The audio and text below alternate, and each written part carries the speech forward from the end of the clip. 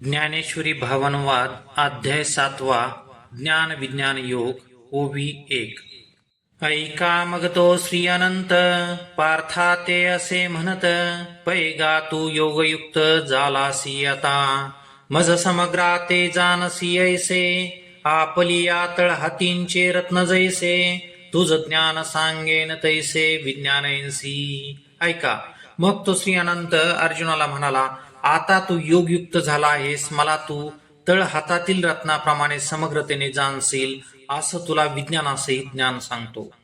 Heath विज्ञाने काय करावे ऐसे घेसी जरी मनोभावे तरी पयाधी जाणावे त्यांची लागे मग ज्ञानाची ये वेळे झाकती जाणिवेचे डोळे जैसी तिरी नावन ढळे टेंकली शांती तैसी जाणीव जेथ नरिगे विचार मागुता पाऊली निगे तर्कायनीने घे अंगी जयाच्या अर्जुना तया नाव ज्ञान हेर प्रपंच हे विज्ञान तेथ सत्य बुद्धी ते अज्ञान हेही जाण. इथे विज्ञानाची काय आवश्यकता आहे असं तुझ्या मनाला वाटत असेल तर अगोदर ते समजून घेणं गरजेचं आहे. मग आत्मज्ञानाच्या वेळी जाणीवेचे डोळे झाकले जातात, अर्थात त्या ठिकाणी जाणीव नसते. ज्याप्रमाणे तीरावर टेकलेली नाव पुढे सरकत नसते त्याप्रमाणे जाणीव जिथं जात नाही, जिथून विचार माघारी फिरतात, ज्या स्वरूपात तर्काला गती नसते अर्थात तर्क बोथट होतात, अर्जुना त्याला ज्ञान म्हणावं. इतर दिसणारा प्रपंच हा विज्ञान आहे. प्रपंचाच्या ठिकाणी सत्यबुद्धी असणं हे अज्ञान आहे. आता ज्ञान अवघे हरपे विज्ञान निशेष करपे आणि ज्ञान ते स्वरूपे होऊन जाईजे.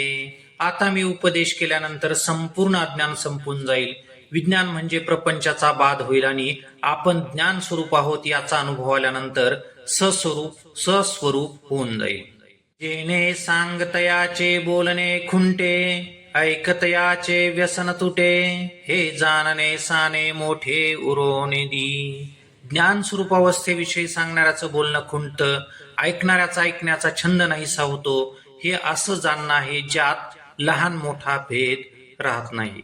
ऐसे वर्म जे गुड ते की जेल वाक्यारूढ जेने थोडे नि पुरे गोड बहुत मनींचे. असं जे गुडवर्म आहे ते शब्दात आणलं जाईल, संक्षिप्त शब्दात असेल, परंतु त्याच्या श्रवणाने मनातील सर्व इच्छा पूर्ण होतील.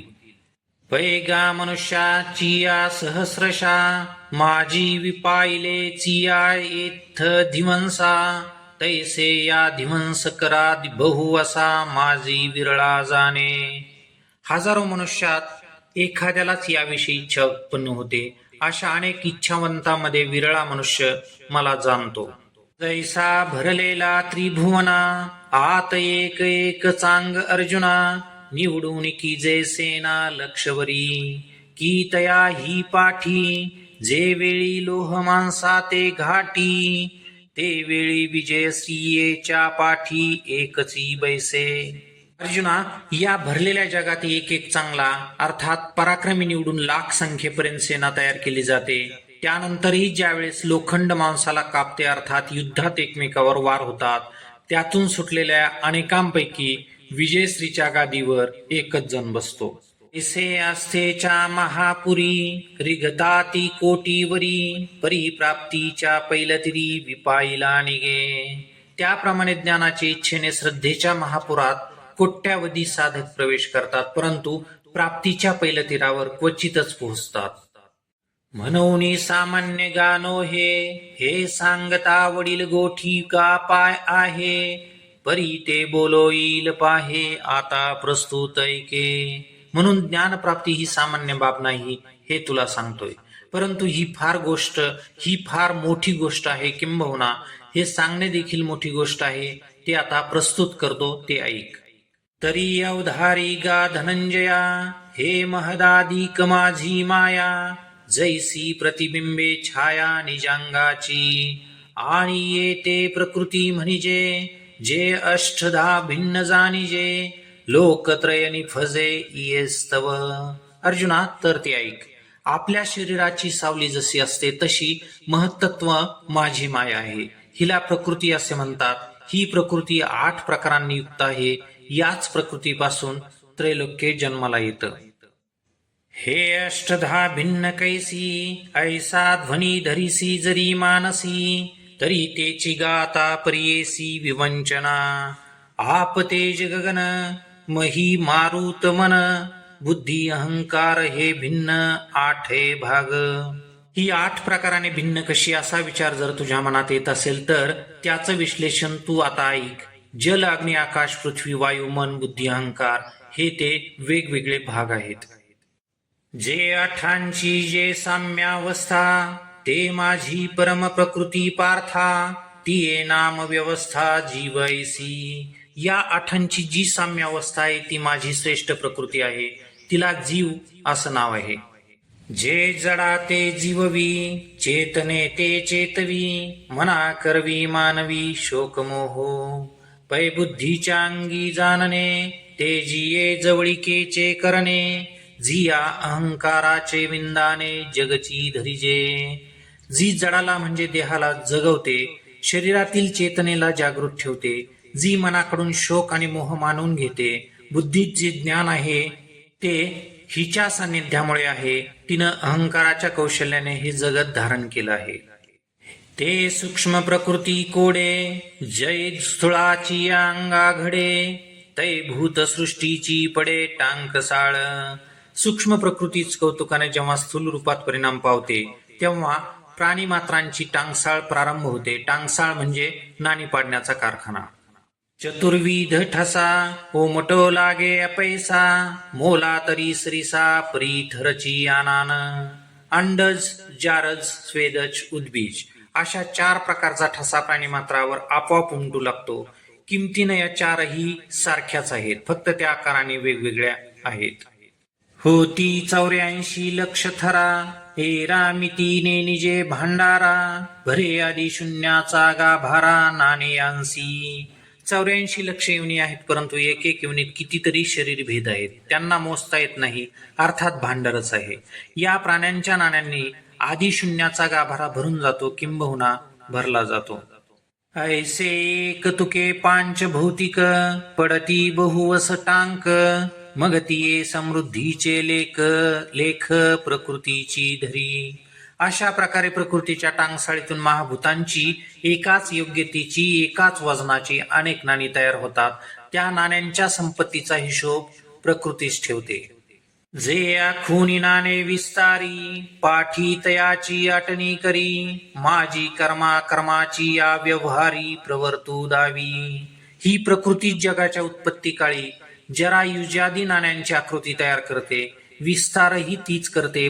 पुन्हा प्रलय काळी ती प्राणीमात्रांची नाणी आटून मध्यंतरी ती प्राणीमात्रांकडून कर्म अकर्म यांचा व्यवहार करून दाखवतो. हे रूपक परी असो, सांगो घड जैसे ये परी येसो, तरी नाम रूपाचा अतिसो प्रकृतीच कीजे. आणि प्रकृती तव माझ्या ठाई, बिंबे एथ आन नाही, म्हणून आदी मध्य अवसान पाही जगासी मी. हे रूपक असू दे, आता थोडं आणखी स्पष्टपणाने सांगतो.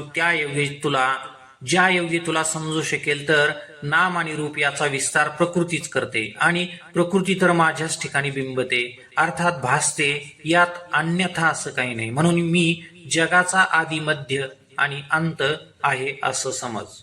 हे रोहिणीचे जळ, तयाचे पाहता इजे मूळ, तै रश्मी नव्हती केवळ होय ते भानू. मृगजळाचं मूळ जर आपण पाहायला गेलो तर सूर्यकिरण नसून केवळ सूर्यच मूळ आहे, अर्थात सूर्यामुळेच मृगजळाचं अस्तित्व आहे. याची परी किरीटी, या प्रकृती जालिये सृष्टी, जय उपसंहरुणी किजे लठी पै तैमीची आहे. ऐसे होय दिसे न दिसे, हे मजची माझी असे, मी या विश्व धरिजे जैसे सूत्रे मनी. त्याप्रमाणे अर्जुना, जेव्हा प्रकृतीपासून उत्पन्न झालेल्या सृष्टीचा उपसंहार म्हणजे शेवट होतो तेव्हा देखील मीच असतो. याप्रमाणे जगाची उत्पत्ती, स्थिती आणि लय हे माझ्यामध्येच आहेत. दोरा ज्याप्रमाणे मान्याला धारण करतो त्याप्रमाणे मी हे विश्व धारण केले आहे. उर्वीतील शब्द पहा. होय, दिसे न दिसे अर्थात उत्पन्न होणे, स्थिती म्हणजे दिसणे, न दिसे म्हणजे लीन किंबहुना अव्यक्तात लय होणं. सुवर्णाचे मणी केले ते सुनियाचे सुती ओविले, तैसे म्या जग धरिले सबाह्यंभ्यंतरी. सोन्याचे मणी करून सोन्याच्याच सुतात ओवावे, त्याप्रमाणे आत बाहेर हे जग मीच आहे. अर्थात या जगाला आतून बाहेरून मीच आश्रय आहे किंबहुना धारण केले आहे. म्हणून उदकी रस का पवनी जो स्पर्श, शशी सुरी जो प्रकाश तो मीची जाण. तैसाची नैसर्गिक शुद्ध मी पृथ्वीच्या ठाई गंध, गगनी मी शब्द विधी प्रणव. नराच्या ठाई नरत्व जे अहम भाविये सत्व, ते पौरुष मी हे तत्व बोलिजत असे. आत बाहेर मी असल्यामुळे पाण्यातील रस, वायूतील स्पर्श, चंद्र सूर्यातील प्रकाश तो मीच आहे असं जाण. त्याचप्रमाणे पृथ्वीत असणारा स्वाभाविक सुगंध मीच आहे. आकाशाचा शब्द आणि गुण आणि वेदातील ओंकार मीच आहे. पुरुषाच्या ठिकाणी जे पुरुषत्व आहे, जे अहंकार रूपाने मी म्हणून व्यक्त होते, ते सत्व मी आहे. हे तत्व मी तुला सांगत आहे. अग्नी ऐसे आहाच तेजी नामाचे आहे कवच, ते परते केलिया साच निज तेज मी, निज तेज ते मी. आणि नानाविध योनी जन्मोनी भूते त्रिभुवनी, वर्तता हाती जीवनी आपुलाल्या. तेजाला वरवर अग्नी या नावाचं कवच आहे. ते दूर सारल्यावर जे निज तेज आहे ते मी आहे.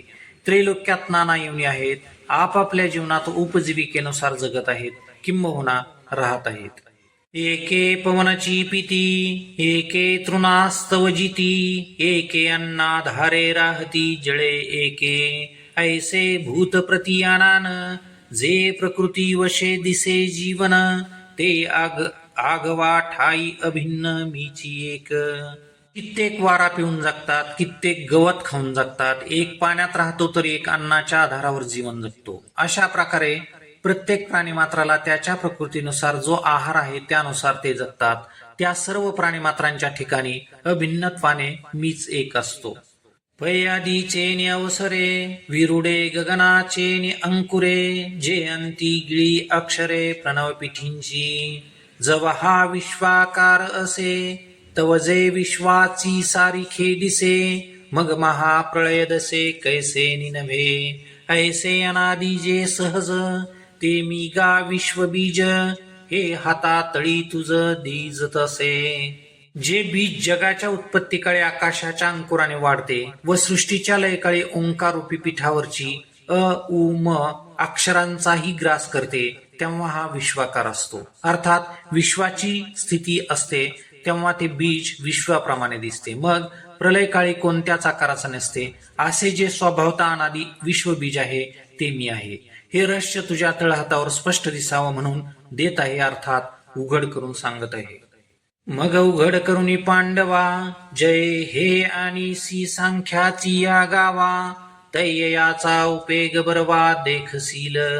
अर्जुना, मग तू हे रहस्य ज्ञानाने नीट स्पष्ट समजून घेऊन सांख्याची या गावा म्हणजे सारासार रूपी विचाराच्या गावात आणशील, तेव्हा याचा उत्तम उपयोग झालेला पाहशील. विश्वबीज उत्तम पद्धतीने स्पष्ट होईल आणि मग मुक्त होण्यासाठी याचा उपयोग होईल. परी हे अप्रासंगिक आलाप आता असतू बोलो संक्षेप, जाणता पियांच्या ठाई तप ते रूप माझे. परंतु आता विषयाला सोडून असलेलं हे बोलणं असू दे. संक्षेपाने तुला सांगतो, तपस्वीच्या ठिकाणी जे तप आहे ते माझं रूप आहे असं जाण. बळीया माझी बळ ते मी जाण अढळ, बुद्धिमंती केवळ बुद्धी ते मी. भूतांच्या ठाई काम तो मी म्हणे आत्माराम, जेने अर्थास्तव धर्म थोर होय. बलवान लोकात जे अढळ बळ आहे ते मी आहे आणि बुद्धिमान लोकात जी अढळ बुद्धी आहे ती मी आहे. अर्थात म्हणजे ज्याच्या योगाने धर्माची वाढ होते तो प्राणीमात्रांच्या ठिकाणचा मी आहे, असा आत्माराम म्हणजे स्वतः तृप्त असणारा मी श्रीकृष्ण म्हणत आहे. हे रवी विकाराचे निपैसे करी कीर इंद्रियाचांची ऐसे, परी धर्मासी विखासे जाओ निधी. रवी विकाराच्या विस्ताराने इंद्रियास अनुकूल असंच कर्म करतो, परंतु ते कर्म धर्माच्या विरुद्ध जाऊ देत नाही. जो अप्रवृत्तीचा वाटा सांडून विधीची आणि घे वाटा, देवींची नियमाचा दिवटा सर्व चाले सवे चाले. कामैशिया ओझा प्रवर्ते मनोनी धर्मासी होय पुरते, मोक्ष तीर्थीचे मुक्ते संसार भोगी. जो अप्रवृत्ती म्हणजे निषिद्ध मार्गाची आडवाट सोडून विधीच्या राजमार्गाने जात असताना नियमांची मशाल बरोबर असते, अशा रीतीने जो काम प्रवृत्त होतो तो धर्माला पोषक असतो, अर्थात धर्माची पूर्तता करतो. अशी पूर्तता करणारे किंबहुना संसार भोगणारे मुक्त होतात, किंबहुना मोक्ष तीर्थातील जणू तो मोतीच उपभोगतो. जो श्रुती गौरवाच्या मांडवी कामसृष्टीचा वेल वाढवी, जव कर्म फळेंसी पालवी अपवर्गी टेके, ऐसा नियत का कंदर्प जो भूताया बीजरूप, तो मी म्हणे बाप योगियांचा. जो श्रुती गौरवाच्या मांडवावर कामसृष्टीचा वेल वाढवतो, जोपर्यंत कर्मफळाची पानं मोक्षाला टेकत नाही तोपर्यंत हा प्रपंच करतो. असा नियंत्रित केलेला काम जो प्राणीमात्रांच्या उत्पत्तीस कारण आहे तो मी आहे, असं योगियांचा बाप असणारा मी श्रीकृष्ण म्हणतोय. हे एक एक किती सांगावे आता वस्तू जातची आघवे, मजपासून जाणावे विकारले असे. हे वेगवेगळे किती सांगू, आता संपूर्ण वस्तुजात माझ्यापासून विस्तारले आहे असं जाणावं. जे सात्विक हनभाव कार्य तमादी सर्व, ते मम रूप संभव ओळखे तू. ते हे झाले तरी माझ्या ठाई, परितया माझी मी नाही, जैसी स्वप्नींच्या डोही जागृती न बुडे. जे सात्विक राजस तामस भाव आहेत ते माझ्या स्वरूपापासून उत्पन्न झाले आहेत असं समज. भाव म्हणजे अस्तित्व, सत्वप्रधान, रजप्रधान, तमप्रधान ज्या योनी आहेत त्या भावरूपाने जाणाव्यात. ते माझ्यापासून जरी उत्पन्न झाले असले तरी मी त्यांच्यात नाही, अर्थात अलिप्त आहे. ज्याप्रमाणे स्वप्नाच्या डोहात जागृती बुडत नाही, अर्थात सत्ता भिन्न भिन्न आहे. स्वप्न प्रतिभासिक सत्तेतील आहे, जागृती व्यावहारिक सत्ता आहे. कोणतेही साधक बाधक व्यवहार समान सत्तेत होतात. जैसी रसाचीच सुघट बीज कणिका घनवट, परिते स्तव होय काष्ठ अंकुरद्वारे. मग तया काष्ठाच्या ठाई सांगपा बीजपणासे काई, तैसा मी विकारी नाही जरी विकारला दिसे. ज्याप्रमाणे भरीव बीज हे गोठलेला रसच असतो, परंतु त्याच्यापासून अंकुर उत्पन्न होतो, मग मोठं लाकूड तयार होतं. आता मला सांग, त्या लाकडात बीज पण आहे का? त्याप्रमाणे मी जरी विकारलेला दिसत असलो तरी मी त्या विकारात नाही. पै गगनी उपजे आभाळ, परी तेथ गगन नाही केवळ, अथवा भाळी होय सलील तेथ अभ्र नाही. मग त्या उदकाचे आवेशे प्रगटले तेज जे लखलखीत दिसे, ती विजू माझी असे सलील काई. आकाशात आभाळ उत्पन्न होतं परंतु आभाळातून आकाश उत्पन्न होत नाही, किंवा ढगात पाणी असतं परंतु पाण्यात ढग नसतात. मग त्या पाण्याच्या किंबहुना ढगाच्या घर्षणाने लखलखीत वीज प्रकटलेली दिसते, त्या विजेत पाणी आहे का? अंगे अग्निस्तव धूम होये, तिये धुमी काय अग्नी आहे, तैसा विकार हा मीनो हे जरी विकारला असे. मला सांग, अग्नीपासून धूर उत्पन्न होतो परंतु त्या धुरात अग्नी असतो का? त्याप्रमाणे विकार जरी माझ्यापासून उत्पन्न झाले तरी मी विकारी नाही. परी उदकी जाली बाबुळी, ते उदका ते जैसी झांकोळी, का वायांची आभाळी आकाश लोपे. आगा स्वप्न लटिके म्हणोये, परी निद्रावशे बाणले होये, तवा ठव काय देता हे आपण पेया. माझ्यात विकार उत्पन्न होत नाहीत, परंतु पाण्यावर गोंडाळ ज्याप्रमाणे उत्पन्न होऊन पाण्यालाच झाकतं, किंवा आभाळानं आकाश झाकावा अथवा स्वप्न हे असत्यच आहे यात शंका नाही, परंतु झोपेच्या अधीन झाल्यावर किंबहुना स्वप्नात असताना ते मिथ्या आहे याची आठवण आपल्याला होऊ देत नाही. हे असो डोळ्यांची पडळ रचे, तेने देखणे पण डोळ्यांचे न गिळिजे काही. तैसी हे माझीच बिंबली, त्रिगुणात्मक सावली, की मजची आड ओढ होली जमनी का जैसी. हे असू दे, डोळ्यावरचा पडदा किंवा मोतीबिंदू यांची निर्मिती डोळाच करते.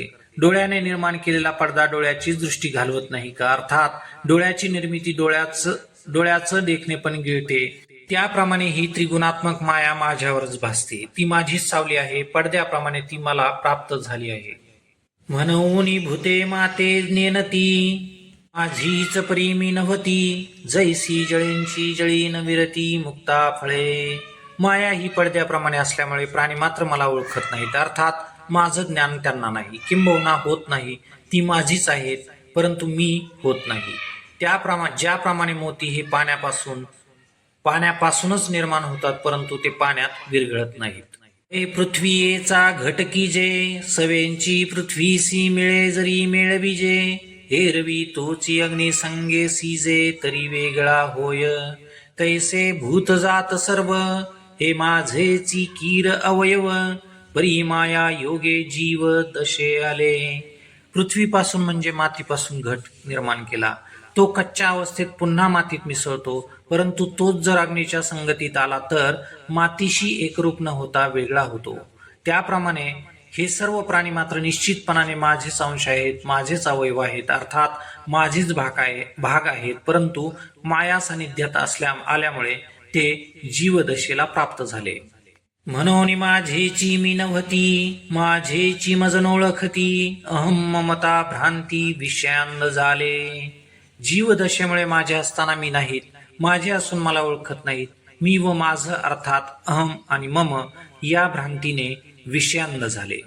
महदादी हे माझी माया उतरोनिया धनंजया. मी होईजे हे आया कैसे निये. अर्जुना, ही माझी महत्त्वादी माया पार करून मत्स्वरूप अनुभवास कसं येईल ते आता सांगतो. जिये ब्रह्माचळाचा आधाडा, पहिल्या संकल्प जळाचा उघडा. सवेंची महाभूतांचा बुडबुडा सानाला. ब्रह्माचळाचा आधाडा म्हणजे परब्रह्मरूपी पर्वताच्या अर्धकड्यातून माया नदीचा उगम झाला. हा उगम होत असताना जो पहिला झरा प्रकट झाला तो ब्रह्माच्या संकल्पातून झाला. एकोहम बहुश्याम प्रजायेय, अर्थात मी एक आहे. अनेक व्हावं हा संकल्परूपी पहिला पाण्याचा झरा जन्माला आला. त्या झऱ्यावर लगेचच लहानसा पंचमहाभूतांचा बुडबुडा आला. जो सृष्टी विस्ताराचे निओघे. चढत काळ कलेनेचे निवेगे. प्रवृत्ती निवृत्तीची तुंगे तटे सांडी. भौतिक पदार्थ आणि प्राणी यांच्या माध्यमातून सृष्टीचा ओघ वाहू लागला, विस्तार होऊ लागला. पुढे काळगतीचा वेग एवढा वाढला की या माया नदीने प्रवृत्ती आणि निवृत्तीरूपी उंच उंच तटांना सोडून दिलं, अर्थात ओसंडून वाहू लागली. जे गुण घनाचे निवृष्टी भरली मोहाचे निमहापुरे. घेऊन जात नगरे यमनियमांची. गुण घनाचे निवृष्टी भरे म्हणजे सत्व रजतम गुणरूपी मेघांचा मुसळधार वर्षाव झाल्याने मोहरूपी महापूर आला. तो महापूर यम आणि नियम यांची नगरच्या नगर वाहून नेऊ लागला. जे द्वेषाच्या वरती दाटत मत्सराचे वळसे पडत. माझी प्रमादादी तळपत महामीन. ही मायारूपी महानदी द्वेषाच्या भोवऱ्याने भरलेली असून तिच्या मत्सराचे वळण आहेत. प्रमादरूपी मोठमोठे मासे तिच्यात चमकत आहेत. चिंतन. मनुष्य द्वेषाच्या भोवऱ्यात अडकला की तो कधी खाली तर कधी वर येतो. त्यातून तो मेल्याशिवाय बाहेर पडत नाही, बाहेर येत नाही. पाणी गोल फिरतं त्याला भोवरा म्हणतात. द्वेष माणसाला आयुष्यभर गोल गोल फिरून जीव घेतो, अर्थात द्वेषी माणसाची उत्क्रांती कधीही होत नसते. अतिशय उत्तम पद्धतीने कष्ट घेत जीवनाची भरभराट चालू असते. मत अधिक सर, अर्थात माझ्या पुढे जातो असा मत्सर शब्दाचा भाव आहे. हा मत्सर माया नदीतील वळण आहे. हा सामान्यात सहसा नसतो. जे श्रेष्ठ होऊ पाहतात त्यांच्या जीवनाला हा वळण देत पतित करतो. काही दिवस काही माणसं खूप छान वाटतात, प्रगती करेल असं जाणवतं, परंतु अचानक मत्सराचं वळण येतं आणि तो सामान्य स्तरावर येतो. वळणामुळे सरळपणा संपतो, ध्येय बदलतं, मत्सरापोटी जीव जळून खाक होतो. या माया नदीत प्रमाद आदी आहेत. असे दोषरूपी मोठमोठे मासे आहेत. प्रमाद हा माणसाच्या आयुष्याला गिळणारा महादोष आहे. कोणत्याही कामात आणि आयुष्यात सतत चूक करणं याला प्रमाद म्हणतात. या प्रमादाला आळस, भ्रम, लोभ, काम, क्रोध इत्यादी कारणीभूत असतात. माऊली म्हणूनच प्रमादादी म्हणतात. अनेक दोष समूहांचा राजा म्हणजे प्रमाद. यातील कोणताही दोष आयुष्य संपविण्यासाठी पुष्कळ आहे. सर्वच असले तर मग देव त्याला तारू शकत नाही. हीच मान्यता पुढच्या दोषासंदर्भात असावी. जेथ प्रपंचाची वळणे कर्माची ओभाने वरी तरता ती ओसाने सुखदुःखांची. ज्या मायानदीत प्रपंचाची म्हणजे विस्ताराची वळणं आहेत, कर्म अकर्म अर्थात पाप पुण्याचा बोभाटा चालू आहे, सुख आणि दुःख यांचा पुरातील कचरा तरंगत आहे. चिंतन. पचू विस्तारणे हा धातू आहे. प्रचा अर्थ विशेष, अर्थात प्रपंच म्हणजे विशेष विस्तार. प्रत्येकाला प्रपंचाचा विस्तार व्हावा असंच वाटतं. कर्माची उभारणी असाही एक अर्थ आहे. प्रपंचाच्या विस्तारासाठी कर्म अकर्म करावी लागतात. याचा परिपाक सुख दुःख आहे. माऊली याला कचरा म्हणतात. हलका असतो, आत काही नसतं, याशिवाय शुष्कही असतो. हेच सुख दुःखाचं अंतरंग आहे. रतीची या बेटा आदळती कामाची या लाटा जेथ जीव फेन संघाटा सैंग दिसे. या माया नदीत रतीचं एक बेट आहे. या बेटावर कामाच्या लाटा आदळतात. पाणी आदळल्यामुळे जीवरूपी फेसाचा समुदाय पुष्कळ पाहायला मिळतो.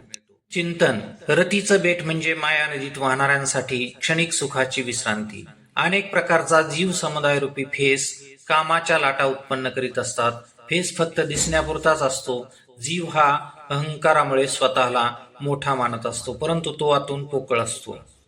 अहंकाराची या चळिया वरी मदत्रयाची या उकळिया जेथ विषयावर मियाच्या आकळिया उल्हाळ घेती. अहंकाराची या चळिया वरी मदत्रयाची या उकळिया जेथ विषयावर मीच्या आकळिया उल्हाळ घेती. माया नदीत अहंकाराच्या मोठमोठ्या धारा आहेत. या धारात 3 उकळ्या येतात. मदत्रय म्हणजे विद्या, धन, कुळ किंवा सत्ता, संपत्ती, तारुण्य यांच्या उकळ्या फुटतात. त्यात पुन्हा पंचविषयाच्या उर्मी सर्व बाजूने उसळतात. विषय हे एका बाजूने व्याप्त नसतात, तर ते सर्व बाजूने घेरतात. त्याची उर्मी येते. क्षणाची उर्मी आयुष्य उद्ध्वस्त करून जाते. उदयास्ताचे लोंढे पाडीत जन्म मरणाचे चोंडे जेथ पांच भौतिक बुडबुडे होती जाती. ज्या माया नदीत उदय आणि अस्ताचे लोंढे जन्म मरण रूपी खळगे पाडतात, पांच भौतिक म्हणजे शरीर रूपी बुडबुडे उत्पन्न होतात आणि नष्ट होतात. उदयास्त म्हणजे एक दिवस, बहुवचन महिने, वर्षे इत्यादी गृहीत धरावं. सम्मोह विभ्रम मासे गिळिता ती धैर्याची आमिषे तेथ देवडे भोवत वळसे अज्ञानाचे. सम्मोह आणि विभ्रम रूपी मासे धैर्य रूपी आमिषाला गिळतात. तिथेच अज्ञान रूपी भोवरे वाकड्या गतीने फिरतात. चिंतन. अतिमोहाला सम्मोह म्हणतात. जे नाही त्याला आहे असं मानणं याला विभ्रम असे म्हणतात. हे धैर्य रूपी आमिषाला गिळतात. कोणत्याही कामाला, ध्येयाला, साधनेला धैर्य लागतं. अर्थात स्वरूप न समजल्यामुळे असलेलं धैर्य समाप्त होतं. सम्मोहामुळे स्वरूपच समजत नाही, हा सम्मोह आहे. अज्ञानरूपी वाकड्या गतीने फिरणारे भोवरे हे अत्यंत धोकादायक असतात. प्रथम द्वेषाचा भोवरा हा एका विशिष्ट ठिकाणी असतो. हा फिरणारा भोवरा आहे. याची गती वक्र आहे. या भोवऱ्याचं वैशिष्ट्य म्हणजे यात सापडलेल्या जीवाला फिरत ठेवतो. जन्मजन्मांतरात फिरणं हे अज्ञानामुळेच होते. भ्रांतीचे निखडुळे रेवले अस्तेचे अवगाळे रजोगुणाचे निखळाळे स्वर्ग गाजे. या माया नदीत भ्रांतीचं गढूळ पाणी आणि आस्थेची दलदल यात काही जीव रेवले म्हणजे रुतले आहेत. रजोगुणाच्या खळाळानं म्हणजे आवाजानं स्वर्ग गाजतोय. चिंतन. लोकभयाचं भातुक कौतुकाने खाणारी भ्रांती हे माया नदीतील गढूळ पाणी आहे. भ्रांतिवान माणसाला स्पष्ट काही दिसत नाही. जे जसं नाही त्याला आपल्या योग्य आहे असं मानून आपलं आयुष्य त्यात संपवतात. सर्वात अवघड बाब म्हणजे आस्था. इथं आस्था म्हणजे आशायुक्त आस्था ही समजण्यासारखी आहे. भक्तीत जी आस्था आहे ती निरपेक्ष आस्था, सकाम किंबहुना आशायुक्त आस्था ही दलदल आहे. यात जीव अडकला तर तो कुठल्याच कामाचा आणि कुठेही न जाणारा असतो. देव, देवी, गुरु हे मला कर्माशिवाय पाहिजे ते देतील या आस्थेच्या काळात अज्ञानी आस्थावान जीव अडकलेले आहेत. काही न करता हवं ते मिळणार आहे म्हणजे हा जीव आस्थेच्या काळात अडकलेला आहे. याची संख्या फार मोठी आहे. पंथ, धर्म, उपासना, सामान्य संत या गाळातच जीवाला अडकवितात. यात अडकलेला जीव आशेच्या गाळात अडकून जीवनाला मुकतो. यालाच अंधश्रद्धा म्हणावी. तमाचे धारसे वाढ सत्वाचे स्थिरपण जाड किंबहुना हे दुवाड माया नदी. या माया नदीत तमगुणाची मोठी धार आहे, सत्वगुणाचा स्थिरपणा घनवट आहे. जास्त काय सांगावं, ही माया नदी तरुण जाण्यास कठीण आहे. सारांश: रजोगुण स्वर्गाची आशा दाखवतो, तमोगुण हा फार मोठा घातक आहे आणि सत्वगुणात जाड स्थिरपण आहे. याचा अर्थ आहे त्या परिस्थितीत सत्वगुणी स्थिर असतो. 14व्या अध्यायात या 3 गुणांचे सविस्तर वर्णन आहे. हे पुनरावृत्तीचे निवभडे झळंबती सत्यलोकींचे हुडे घाये गडबडती धोंडे ब्रह्म गोळकाचे. या माया नदीतील पुराच्या लाटेची उसळी सत्यलोकाच्या बुरुजापर्यंत जाऊन आदळते. त्यामुळे ब्रह्मदेवादी गोल धोंडेही कोसळून खाली येतात. अर्थात ब्रह्मादिक देवांनाही पुनर्जन्माच्या फेऱ्यात या माया नगरीने अडकवलं आहे. तया पानियाचे निवहिलेपणे आझुनी न धरती ओभाने ऐसा महापूर हा कवने तरी जेलगा. माया नदीतील प्रवाही पाण्याचा वेग अजूनही कुणी थांबवू शकलेला नाही. असा हा मायासूर कोण तरून जाऊ शकतो. येथ एक नवलाओ की जो की जे तरणो पाओ तो अपाओ होय ते एक. या माया नदीचं एक आश्चर्य आहे, वैशिष्ट्य आहे. या नदीतून तरुण जाण्यासाठी जो उपाय कराल तो इथं अपाय म्हणून सिद्ध होतो. तो कसा होतो ते ऐक. एक स्वयंबुद्धीच्या बाही रिगाले तयांची शुद्धीची नाही एक जाणीवेची डोही गर्वेची गिळले. कित्येक जण अहंकाराने स्वतःच्या बुद्धीवर विश्वास ठेवून माया नदी तरुण जाण्यासाठी निघाले. त्यांचाच आजपर्यंत शोध लागला नाही, किंबहुना ते कुठे आहेत ते माहीतच नाही. एकाला जाणीवेच्या डोहात गर्वाने गिळले. चिंतन: स्वयंबुद्धी म्हणजे आपल्या बुद्धीवरचा विश्वास. इतर जी शास्त्र आहेत, गुरु आहेत, पूर्वीचं काही संशोधन आहेत, त्यांना न मानता स्वतःला अति हुशार मानणं. माऊली म्हणतात, तरुण जाण्यासाठी गेले, परंतु नेमके कुठे गायब झाले ते कळेना. अज्ञानात बुडाले असा अर्थ आहे. दुसरे ज्ञानात असणारे गर्वाने त्यांना गिळंकृत केले. ज्ञानाचा उपयोग आत्मकल्याणासाठी हवा, सामान्य माणसावर प्रभाव पाडण्यासाठी नव्हे. मुळात जाणीव तत्वापर्यंत पोहोचत नाही. त्या शास्त्र सिद्धांत जाणीवेत असणारे पंडित, विद्वान, ज्ञानी यांना गर्वानं समाप्त केलं.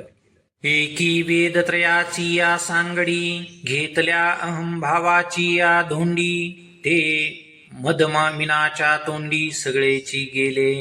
माया नदीतून तरुण जाण्यासाठी कित्येकाने 3 वेदांची सांगडी तयार केली. एका माणसाला बसण्यापुरती सांगडी तयार करतात. त्यात अहंभाव म्हणजे मीपणाचे धोंडे बरोबर घेतले. ते मदरूपी माशाच्या तोंडात पूर्ण गेले. एकी वयसेची जाड बांधले मग मन्मथाची एकांसे लागले ते विषय मगरी सांडिले चगळुनिया. आता अर्धक्याच्या तरंगा माझी मती भ्रंशाच्या जरंगा तेने कवळी जताती पैगा चहूकडे. आणि शोकाचा कडा उपडत क्रोधाच्या वरती दाटत आपद गिधी चुंबिजत उधवला ठाई. मग दुःखाचे निबरबटे बोबले पाठी मरणाचे रेवे रेवले ऐसे कामाचे कासे लागले ते गेले वाया. मग दुःखाचे निबरबटे बोबले पाठी मरणाचे रेवे रेवले ऐसे कामाचे कांसे लागले ते गेले वाया. कित्येकाने माया नदीतून तरुण जाण्यासाठी कमरेला तारुण्याचा कासोटा बांधला आणि उडी मारली. ते मग मदनाच्या कासेला लागले. अशांनी विषयरूपीचं मगरीने चगळून सोडून दिलं. त्याचा रस काढला, परंतु त्यांना न मारता जिवंत सोडले. आता ते वार्धक्याच्या लाटेमध्ये हेलकावे घेत बुद्धिभ्रंश किंबहुना विस्मरणाच्या जाळ्यात सापडले आहेत. तरुण जाण्यासाठी निघालेले सर्व बाजूंनी मतिभ्रंशात कवटाळलेले पाहायला मिळतात. पुढे ते शोकाच्या कड्यावर आपटतात, पुन्हा क्रोधाच्या भोवऱ्यात सापडतात. एवढ्यातून जर ते वर आले तर संकटरूपी गिधाडे त्यांची लचके तोडतात. मग ते दुःखाच्या चिखलाने माखले जातात, मरणाच्या गाळात रुतले जातात. याप्रमाणे जे कामाच्या नादाला लागले किंबहुना कासेला लागले ते वाया गेले. एकी यजन क्रियेची पेटी बांधोनी घातली पोटी ते स्वर्ग सुखाच्या कपाटी शिरकोनी ठेले. कित्येकानी यज्ञक्रियारूपी पेटी माया नदीतून तरुण जाण्यासाठी पोटाला बांधली. ते स्वर्ग सुखाच्या कपारीत अडकून बसले. एकी मोक्षी लागावयाची आशा केला कर्मबाह्यांचा भरवसा परी ते पडिले वळसा विधी निषेधांच्या.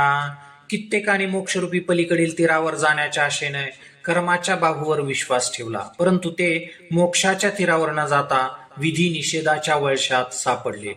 जेथ वैराग्याची नाव न रिगे, विवेकाचा तागा न लगे, वरी काही तरो येल योगे तरी विपायतो. ज्या माया नदीत वैराग्याची नाव शिरत नाही, विवेकाचा वेळू जमिनीला टेकत नाही, यावर काही उपाय अष्टांग योगद्वारे होऊ शकतो, परंतु असा साधक क्वचित असावा. किंबहुना योग साध्य करणारे क्वचित असतात. ऐसे तरी जीवाची ये अंगमने, ये माया नदीचे तरणे, हे कासया सारिखे बोलणे म्हणावे पा. जीवाची अंगवणे म्हणजे आपल्या सामर्थ्याने किंबहुना आपल्या अंगाच्या शक्तीने ही माया नदी तरुण जाणं हे कशाप्रमाणे आहे म्हणून म्हणावं तर, जरी अपथ्यशिळा व्याधी, आकळे साधूंशी दुर्जनाची बुद्धी, की रागी सांडी सिद्धी आली शांती. पथ्य न पाळणाऱ्याला जसा स्वशक्तीने रोग बरा करता यावा, किंवा सज्जनाला दुष्टाची बुद्धी कळावी, अथवा लोभी मनुष्यास विना प्रयत्न मिळालेला सिद्धीचा त्याग केल्यास माया नदी तरुण जाता येईल. जरी चोरा सभा दाटे, अथवा मिना गळ घोटे, ना तरी भेडा उलटे विवसी जरी. जर चोरांना जमलेल्या सभेला शिक्षा करता आली, अथवा माशाने जर गळच गिळला तर, किंवा विथऱ्या मनुष्याला हडळ परतून लावता आली तर माया नदी तरुण जाता येईल. आडस वागूर करांडी, का मुंगी मेरू ओलांडी, तरी मायेची पैलथडी देखती जीव. पाडस म्हणजे हरिणीच्या लहान पिलाला वागूर कुरतडता आली, किंवा मुंगीने मेरू पर्वत ओलांडला तरच जीव हा माया नदीचा पैलतीत पाहू शकेल.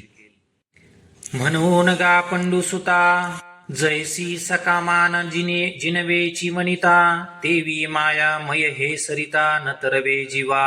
म्हणून अर्जुना, कामुक पुरुष स्त्रीला जिंकू शकत नाही, अर्थात तो तिच्याच अधीन असतो.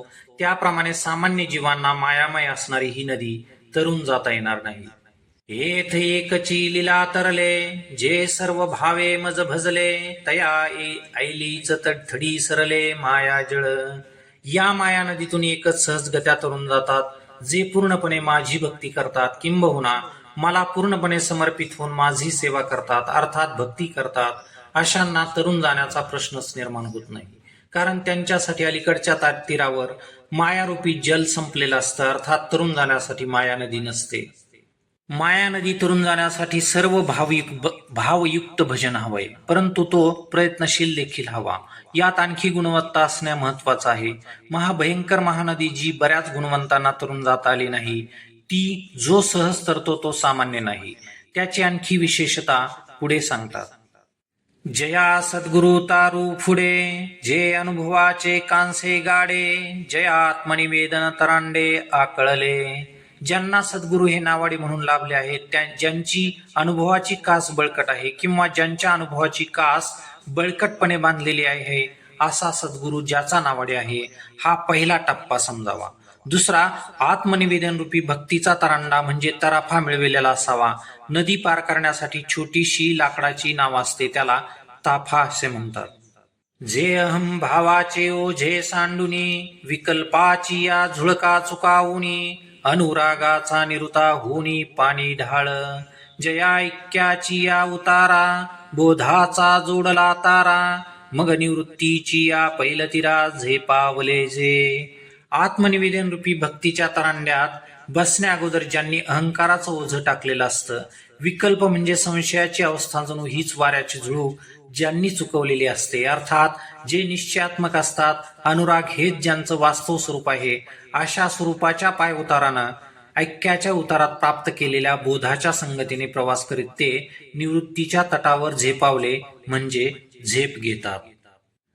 ते उपरतीच्या वावी सेलत, सोहम भावाचे निथावे पेलत, मग निघाले अनकळीत निवृत्ती तटी. उपरती म्हणजे विरक्ती, वावी सेलत म्हणजे हातांनी पाणी तोडत, अर्थात वैराग्यरूपी बाहूंनी पाणी तोडत, सोहम भावाच्या बळाने तोल सांभाळत निघालेले ते सहजगत्या निवृत्तीच्या तीराला पोहोचले.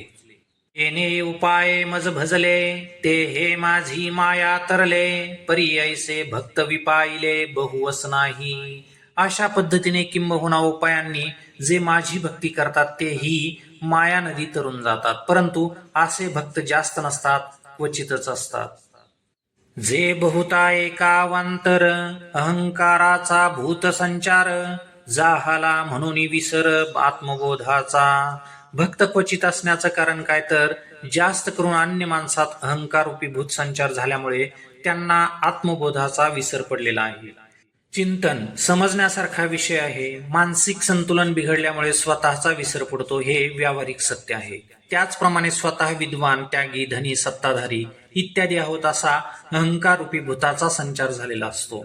आपण कोणीतरी विशेष आहोत यालाच अहंकार म्हणतात. याचा संचार आत्मबोध विसरायला लावतो. इथून पतन प्रारंभ होतं. ते कसं होतं ते पुढे सांगतात. ते वेळी नियमाचे वस्त्र नाठवे, पुढील अधोगतीची लाजणे नव्हे, आणि करितात जे न करावे वेद म्हणे. अशा अवस्थेत नियमांचं वस्त्र आठवत नाही, पुढे होणाऱ्या पतनाची लाज वाटत नाही.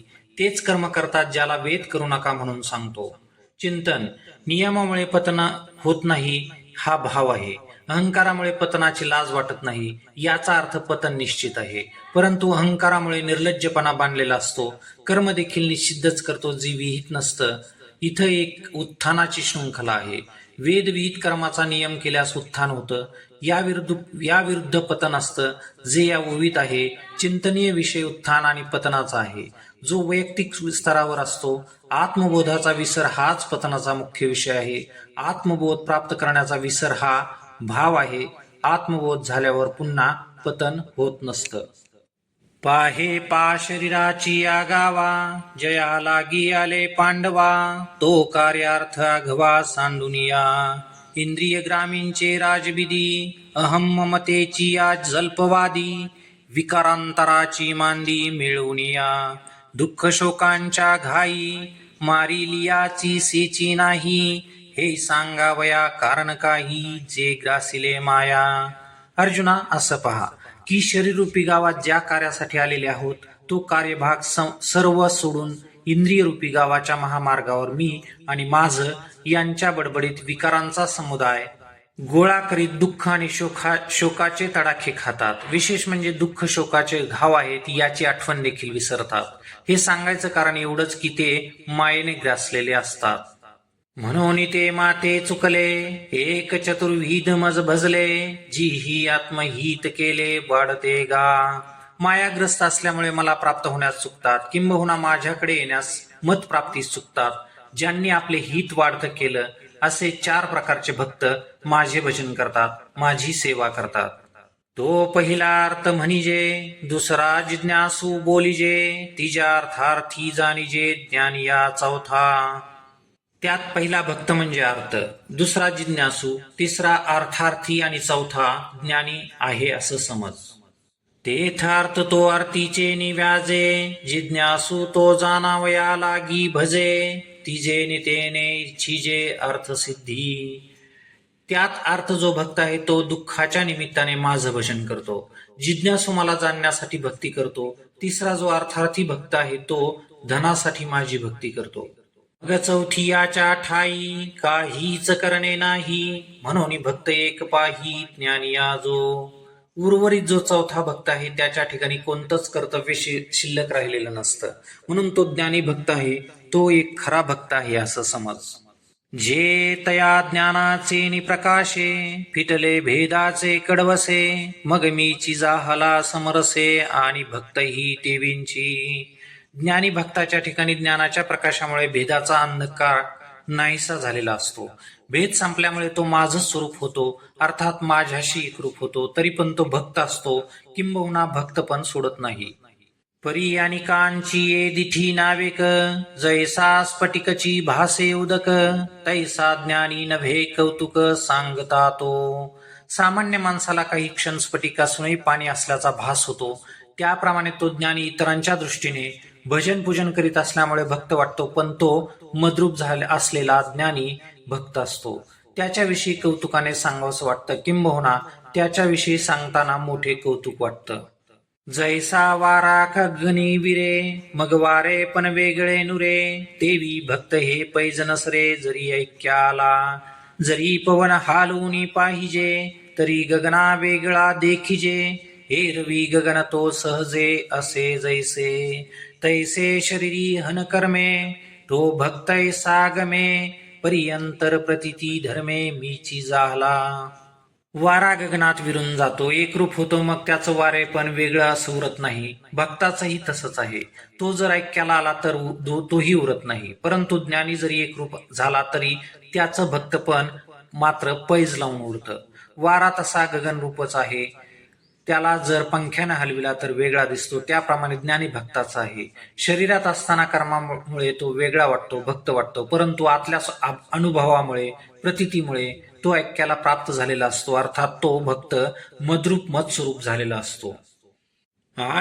आणि ज्ञानाचे निउजडिलेपणे मी आत्मा ऐसे तो जाणे, म्हणून मी ही तैसेंची म्हणे उचंबळला सांता. आणि अंतःकरणात ज्ञानाच्या उदयाने ज्ञानी मला हा माझा आत्मा आहे अशा प्रकारे जाणतो, त्यात म्हणतो, म्हणून मीही आनंदाने उचंबळून हा माझा आत्मा आहे असंच म्हणतो. हा गा जीवा पहिली कडिली खुने जो पाओनी वावरो जाणे, तो देहाचे निवेगळेपणे काय वेगळा होय. हे पहा अर्जुना, जीवा पलीकडली म्हणजे आत्मस्वरूपाची जी खूण आहे, तिला प्राप्त होऊन ज्याला व्यवहार करण्याची जाण आहे, असा ज्ञानी भक्त देहाच्या वेगळेपणाने खरोखर माझ्यापासून वेगळा होईल काय. सर्व एवैते ज्ञानित्वात्मेव मे मतम आस्थितस्स हि युक्तात्मा मामे वानुत्तमा गतिम. अर्थार्थाती जिज्ञासू हे सर्व भक्त सामान्यपेक्षा उदार म्हणजे श्रेष्ठच आहेत, परंतु ज्ञानी भक्त माझा आत्मा आहे असं मी मानतो.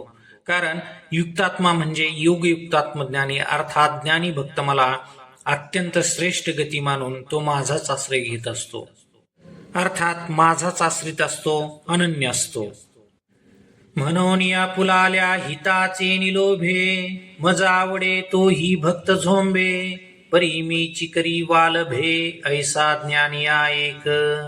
अर्थात ही जिज्ञासू हे भक्त आहेत, परंतु ते आपापल्या स्वार्थामुळे माझी भक्ती करतात, मला झोंबतात.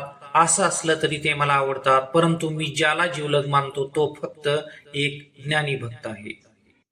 पाहे पादुभदे याची आशा जगधेनुसी करीतसे फासा, परी दोरे विन कैसा वत्साचा बळी. काजे तनु मन प्राणे ते अनिक काहींची नेने, देखत सांते म्हणे हे माय माझी. ते येणे माने अनन्य गती म्हणून धेनू ही तैसीची प्रती, तया लागी श्री लक्ष्मीपती बोलिले साचे. असं पहा, दुभत म्हणजे दुधाच्या आशेनं जग लाथा मारणाऱ्या गाईच्या पायाला दोराने बांधते, परंतु दोरा वाचून वासराला दूध कसं मिळतं? कारण ते वासरू तन मन आणि हृदयाने आपल्या आई वाचून कोणालाच जाणत नाही. आपल्या आईला पाहता क्षणी म्हणतं ही माझी माय आहे. वासरू याप्रमाणे आपल्या आईशी अनन्य असतं, अर्थात दुसरा आधार नसतो. म्हणून गाय देखील तितकंच प्रेम करते. श्री ज्ञानेश्वर महाराज अर्थात माऊली म्हणतात, ज्ञानी माझा आत्मा आहे. ज्ञानी त्वामेव मे मतम या अर्थानं लक्ष्मीपती भगवान श्रीकृष्ण असं म्हणाले ते खरंच आहे. हे असो मग म्हणितले जे का तुझ सांगितले, तेही भक्त भले पडियंते आम्हा. परी जाणोनिया माते जे पाहो विसरले मागवते, जैसे सागरा येऊनी सरिते मुरडावे ठेले. हे असू दे, मार्ग जे अर्थार्थी जिज्ञासू हे भक्त जे तुला सांगितले आहेत ते देखील मला आवडतात, परंतु ज्याप्रमाणे सरिता सागरात येऊन माग परत न विसरते, त्याप्रमाणे ज्ञानी भक्त मला आत्मतत्वाने जाणून पुन्हा प्रपंचाकडे येणे विसरतो. तैसी अंतःकरण कुहुरी जन्मली, जयाची प्रतिती गंगा मज मिनली, तो मी हे काय बोली फार करू. ज्याच्या अंतःकरण रूपी गुहेत जन्माला आलेली अनुभवाची गंगा मला येऊन मिळते, तो मी आहे, मत्स्वरूप आहे. हे किती वेळा शब्दातून सांगू, किंबहुना किती अधिक शब्दातून सांगू.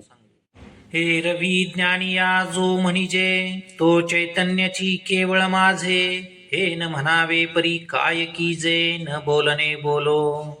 एरवी ज्ञानी म्हणून ज्याला म्हणतात तो माझं निखळ चैतन्य आहे. तसं हे शब्दाने म्हणू नये, परंतु काय करावं, तुझ्यासाठी शब्दातीत बोलणं देखील शब्दातून बोलत आहे. बहुनाम जन्मनामन्ते ज्ञानवान मां प्रपद्यते वासुदेव सर्वमिति स महात्मा सुदुर्लभः. ज्ञानी भक्त हे सर्व वासुदेव स्वरूप आहेत अशी अनुभूती प्राप्त करून अनेक जन्मानंतर मला प्राप्त होतो असा महात्मा अतिशय दुर्लभ असतो. जे तो विषयाची मोठी झाडी माझी काम क्रोधांची सांकडी चुकवून याला पाडी सद्वासनेची या मग साधू संगे सुबटा उजू सत्कर्माची या वाटा अप्रवृत्तीचा अंव्हाटा डावलुनी आणि जन्मशतांचा वाहत म्हणा तेवी अस्थेची या नलेची वाहना तेथ फळ हेतूचा उगाना कवन चाळी. ज्ञानी भक्त माझं चैतन्य आहे असं म्हणण्याचं कारण विषयाच्या दाट झाडीतून जात असता त्यात असणाऱ्या काम क्रोधाच्या संकटांना चुकवत तो सद्वासनेच्या डोंगरावर आला. मग अर्जुना साधूंच्या संगतीत निषिद्ध मार्गाला डावलून सत्कर्माच्या सरळ रस्त्याने ध्येयाकडे निघाला. हा रस्ता क्रमण करीत असता शेकडो जन्म जातात किंबहुना शेकडो जन्म प्रवास करीत असता तो आस्थेची वाहन घालत नाही. अशा अवस्थेत सत्कर्माच्या फळाचा हिशोब कोण ठेवतो. ऐसा शरीर संयोगाची ये राती माझी धावता सडिया आयती तव कर्मक्षयाची पाहती पहाट झाली. शरीर संयोग हीच रात्र. या रात्रीत सत्कर्माच्या वाटेवर सडिया म्हणजे एकटाच धावत असतो. एकटा म्हणजे सर्व संगरहित अपरिग्रह होताना कर्मक्षयाची रात्र संपून जाते आणि पहाट उजाडते. तैसीच गुरु कृपा उखाव जळली ज्ञानाची ओतपली पडली तेथ साम्याची वृद्धी उघडली तयाची ये दृष्टी. ही पहाट गुरुकृपेमुळे उदयाला येते. लगेच ज्ञानाचं कोळं ऊन पडतं. तिथेच त्याच्या दृष्टीने साम्याचं ऐश्वर्य प्रकट होतं. अर्थात सर्वत्र साम्यता ब्रह्मस्वरूपता प्रकट होते. ते वेळी जयाकडे वास पाहे ते उतामी चितया एक आहे अथवा निवांत जरी राहे तरी मी चितया. तो ज्यावेळी जिकडे पाहिल त्यावेळी त्यासाठी मीच एक असतो अथवा निवांत जरी बसलो तरी देखील मीच असतो. हे असो अनिक काही तया सर्वत्र मी वाचून नाही जैसे सबाह्य जळडोही बुडाली या घटा तैसा तो मज भीतरी मी तया आत बाहेरी हे सांगी झेल बोलवरी तैसे नव्हे. म्हणून असो हे या परी तो देखे ज्ञानाची वाखारी तेने संसरेलेली करी आप विश्व. हे असू दे. ज्याप्रमाणे डोहात घट बुडाला तर आतून आणि बाहेरून पाणीच असतं त्याप्रमाणे ज्ञानी भक्ताला माझ्याशिवाय या जगात दुसरं काही नसतं. अर्थात तो माझ्यात आहे आणि मी त्याच्या आत बाहेर आहे. ही अवस्था शब्दाने सांगण्यासारखी नाही म्हणून हे बोलणं असू दे. याप्रमाणे तो ज्ञानी भक्त ज्ञानाचं भांडार असतो. ज्ञानाच्या योगाने संपूर्ण संसार अर्थात विश्व तो आपलंस करून घेतो. हे समस्त ही श्री वासुदेव ऐसा प्रतिती रसाचा ओतला भाव म्हणून भक्ता माझी राव आणि ज्ञानी या तोची. हे समस्त विश्व वासुदेव श्री वासुदेवमय आहे अशी ज्याची अनुभूती आहे अर्थात व्यापकानुभूतीच्या रसयुक्त भावानं ओतप्रेत भरलेला आहे म्हणून सर्व भक्तांमध्ये तो राजा आहे आणि ज्ञानी देखील आहे. जयाची ये प्रतितीच्या वाखारा पवाड होय चराचरा तो महात्मा धनुर्धरा दुर्लभाथी. हेर बहुत जोडती किरीटी जयांची भजने भोगासाठी जे आशा तिमिरे दृष्टी मंद झाले. अर्जुना ज्याच्या अनुभूतीच्या भांडारात संपूर्ण चराचर अर्थात स्थावर जंगमाना स्थान आहे असा महात्मा दुर्लभ असतो. इतर भक्त ज्यांचं भजन भोगासाठी असतं पुष्कळ आहेत. त्यांची भक्ती आशारूपी तिमिर रोगानं मंद झालेली असते.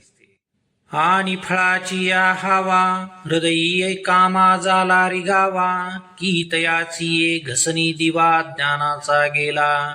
ऐसे उभयता अंधारी पडले म्हणून पासींची माते चुकले मग सर्व भावे अनुसरले देवतांतरा. प्रथम आशेमुळे दृष्टी मंद झालेले आणि फळाच्या हवा म्हणजे इच्छेने अर्थात हवरेपणामुळे हृदयात कामाने प्रवेश केला.